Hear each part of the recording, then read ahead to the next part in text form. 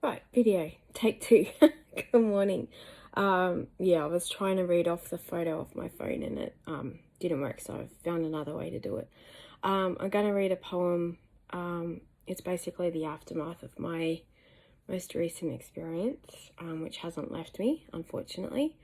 My hair's wonky because I've just washed it. I hadn't washed it for a little while, being with the chronic pain that I have and the negative mental energy. It's been a bit hard to go in for a wash, so I'll count that as a positive today, although I do need to go to the hairdressers and get them to fix it up again. And on a positive note, I did get a ticket. I've never been to a finals game before, so my first finals game in however long I've been following footy, so that's pretty exciting. But anyway, this is for everyone, because I'm sure at some stage in your life you've been made to feel quite small in your life, whether it be friend, family, work, school, someone.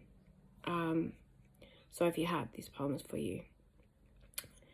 I can see the monsters in my head, their teeth gnashing, the constant taunting. They have no eyes. They thrive on self-loathing. They live in the negativity. They won't leave until you change your focus. The bullies, the taunters, they don't see the aftermath. They don't stick around to clean up the mess. They are happy to watch you self-destruct. Give up on yourself. Loathe yourself. Each time they bring me down, it's harder to get up. I've been in a continuous boxing match from birth, and there is no end. I took a bath to stop the monsters' chatter, but who knows how long it will last. It's not about being strong. It's not about positivity. It's about how you see yourself. And if you can make the monsters disappear long enough to enjoy the sunlight. So one of the comments that I had when I was going through this bullying scenario was, rise above it. You're better than them. And yeah, I am, because I wouldn't do that to somebody else. But I'm also of an age where I want to be treated with respect, and I'm not going to subjugate myself to someone who doesn't treat me with respect. And it was a very high trust industry as well. Considering I was already blamed for something that had no consequence, in this particular industry, if she was going to do that with something of no consequence, what would be the chances of something with more severe consequence? And we were both there, that I would be the one to get the blame. So it was also about self-preservation. And so I'm kind of hating on myself at the moment, and I shouldn't be, because literally it's not my fault that this has happened. But this is how I feel. So some people need to understand that it's not about that I've done anything wrong. It's just literally about how it's made me feel and how I have to come to terms with it. And literally, is there something that is on this face or in my body language that I'm literally not aware of that is causing this? And I know the answer to that is no, and it's a silly question, but like, I'm in my 50s, right? When is it going to stop? Is it because I'm autistic and I give off a vibe?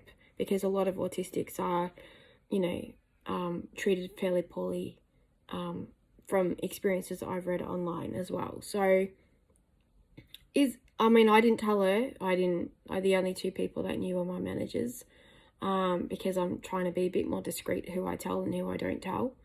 Unless you know me personally, then you know. So yeah. It's a hard one. It's a really hard one, because all these companies say they have a bullying policy, but then when it comes to it, they actually don't, because no one knows how to deal with bullying. And the thing is, in the scenarios that I've given to my close circle, which, it's not many people, they all say the same thing, that I was clearly being bullied. However, when you take one of those incidents on its own, it's not a bullying thing. So, but there was definitely a pattern. And I suppose I wrote to the CEO because I don't believe I was given a fair go. I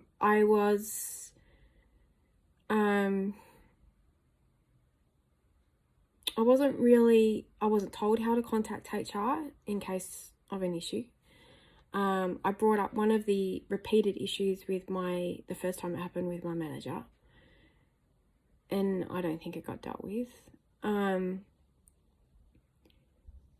it clearly didn't get dealt with, but I'm not going to say how I know that. And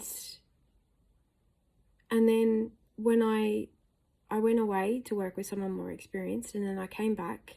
I didn't want to come in that day, but I was like, this is my job now. I've been asked to come in, so I'm going to come in.